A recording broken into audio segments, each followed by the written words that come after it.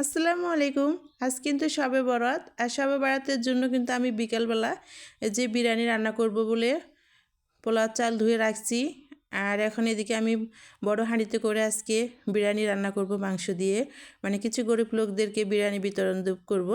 আর এই যে মাটির চুলা আগুন জ্বালিয়ে দিয়েছি, আর এই যে বড় হাঁড়িটা উঠাই দিলাম বিরিয়ানি রান্নার জন্য। এরপরে কিন্তু বিরিয়ানির চালগুলো দিয়ে দিয়েছি আর রান্না শুরু করে দিয়েছি।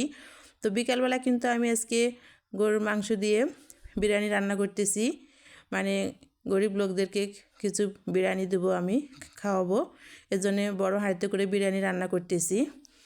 তো সবাই দোয়া করবেন আর সবাই ভালো থাকবেন, এবং রাতে সবাই নামাজ পড়বেন, দোয়া করবেন আল্লাহর কাছে সবাইকে যেন আল্লাহ ভালো রাখে।